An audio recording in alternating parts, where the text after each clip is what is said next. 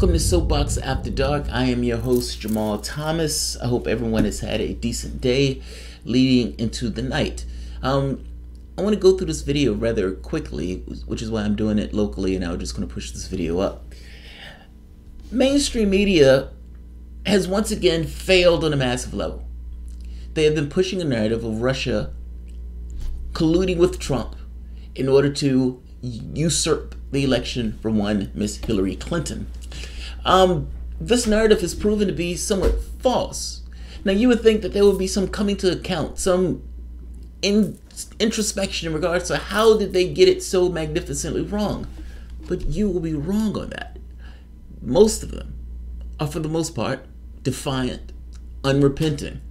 And some, like Jeff Zucker of CNN, goes so far as to say, "You nailed it." I'm entirely comfortable with the network's coverage. We are not investigators. We're journalists, and our role is to report the facts as we know them, which is exactly what we did. This is somewhat of an unsatisfying response, right? Let's go to the New York Times. There's more. So others chimed in on this. Bill Gruskin, a professor at the Columbia School of Journalism, said there seems to be some confusion about the role of journalists. Mueller and Barr need to prove beyond a reasonable doubt, do we file charges or don't we, he said. Journalists don't have that standard. Nobody is asking journalists to have a standard of whether or not they can get somebody convicted in criminal court, right? I don't think I've heard anybody make that case that journalists, that their job is to try to get convictions or their job is to try to get information in order to convict people in criminal court. But it is the role of journalists to explain reality. When somebody is reading a magazine, when somebody is listening to a report that somebody is doing on the television, the assumption going into the fact that the person is listening to them is that what they're saying is sane, that they're not recounting a conspiracy theory, that there is some validity to the reality that is being projected either on the page or in the media itself. Nobody's asking them to convict them in criminal court, but it is the journalist's responsibility to have some agency to ensure, or at the very least have a really good expectation that the story is true. And I'm saying this, people can say, well, they did think the story is true. They were incentivized to think the story is true. There's a difference in those things. They wanted all of these stories to be true, and all of it from the beginning was recounted in this narrative of it is just any day now that that the shoe is going to drop where Donald Trump gets convicted. You may have put one factoid after the next, but all of the factoid was taken within the wrong context that Donald Trump was colluding with the Russians. So any factoid that you revealed goes towards pursuing an incorrect thesis. Saying that you did your job is somewhat of an unsatisfying response. Here's another one. Another person in the media.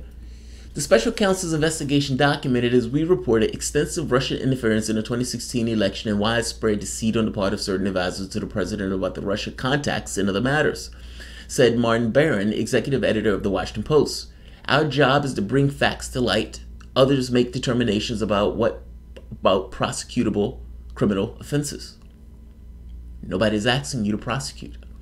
Dean Banquet, the executive editor of the Times, echoed that sentiment. We wrote a lot about Russia, and I have no regrets, he said. It is not our job to determine whether or not there was illegality. Again, the point wasn't to determine whether there was illegality. The point was to determine a true view of the world. It seems that you guys have your jobs confused. The expectation of the public when they are reading something is that it is true, that it is ideally, to some degree, objective, at least objective to the context to which the person, put their stake in the ground, but all things being equal, that it's true. The thesis that you guys have been putting out was that Donald Trump was somehow colluding with the Russians, and all of this was motivated either through politics, meaning one of the political parties pushes forth a narrative of events that the media just sucks down wholesale. And again, I maintain that part of the reason they sucked it down was because A, they hate his guts, but also it was a profitable perspective. It's a profitable perspective.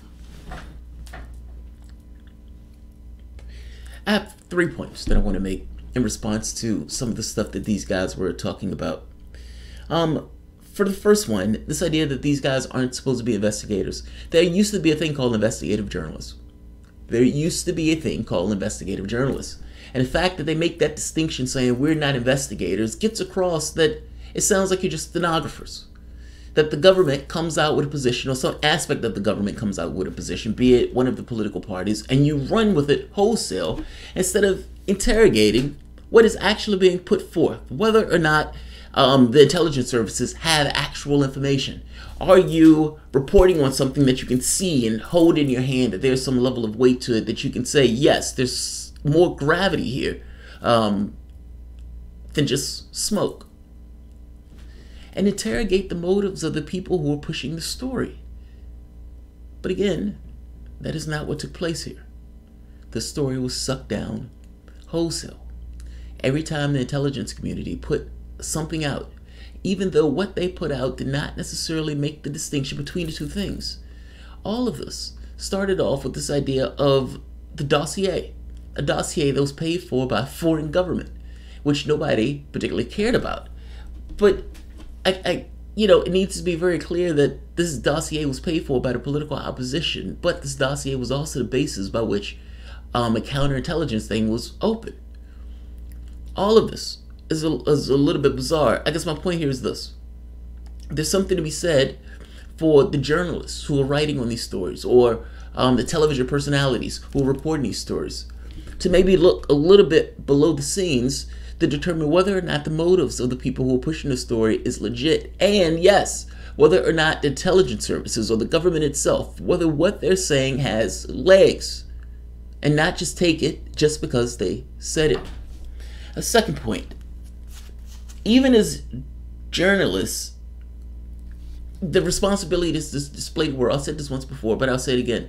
The entire point of journalism, these are the events of the world as I understand it. I am being honest in my depiction of the world, and the depiction of the world that I'm giving is as close to the objective reality as we can get. Nobody's going to get it perfect because there's a certain degree of subjectivity even in objective reality, but subjectivity in us. But at least there's an honest attempt at trying to get it right. And again, with this honest attempt at trying to get it right, this goes with this idea of challenging the perspective. Particularly if you're talking about a news show like a CNN or MSNBC, if you're going to have one very particular perspective, maybe there should be a secondary perspective. And there were secondary perspectives, but those people were frozen out of the mainstream media. They pushed one narrative only, and they accept that narrative as if it was the word of God itself, meaning everything was looked at through the lens of that particular narrative that Donald Trump colluded with Russia in order to usurp the election from Hillary Clinton. Whatever factoid, again, that you get from this, saying that we displayed facts, is somewhat unsatisfying if those facts are put within an incorrect context. It should matter to you that you get it wrong. This idea that we nailed it even after you got it wrong. The original thesis of this was wrong. And the idea that you still come out with a nailed it is problematic and disturbing. And by the way, this matters. This is not insignificant.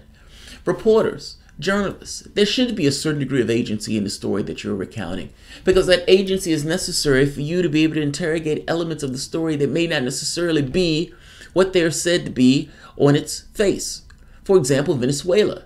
The United States government is preying on another government and trying to take down that government. Mainstream media is essentially taking on the rhetoric of the government itself as it goes about taking down the government. And while it does this, simultaneously screaming about Trump and Russia collusion, or that the Russians interfered with our elections. We are literally taking down another government. Whatever you want to think of the head of that government, it is not our responsibility to take down other governments in this way. And this is exactly what we're doing. Do you honestly believe that John Bolton Abrams and Donald Trump has the best interests of the Venezuelans in heart? And if you do not believe that, then that means that you shouldn't just take what the government says at face value, or elements of the government, being the intelligence services or the government itself, at face value. That's all. It's not so much that we're expecting you to have godlike insight, but we are expecting you to have some degree of insight into the story to which you are prying. People lie. People want you to pry further. And the last point. The United States engaged in a war of aggression on Iraq. In that war, it was hyped up that Iraq had weapons of mass destruction in Iraq, and those weapons can be used at any particular time to terrorize the world. And it was necessary for us to go in and get those weapons. Supposedly, we knew they had those weapons. We even supposedly knew where they had those weapons, except when we went into Iraq, those weapons did not exist. There were no weapons of mass destruction in Iraq. That did not stop the newspapers and the media from boosting the story. It did not stop them from castigating anybody who deviated from this story.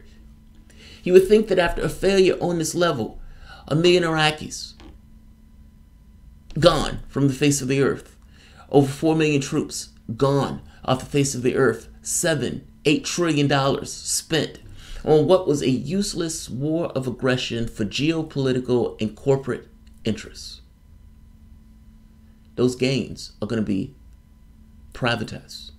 But all of the blood and treasure that it took in order to get into those countries, oh, those are socialized. And this is not an issue of gains. I'm just trying to make this point that we engaged in a war crime. The media doesn't look at it that way, and would still lionize George Bush if George Bush dropped dead tomorrow.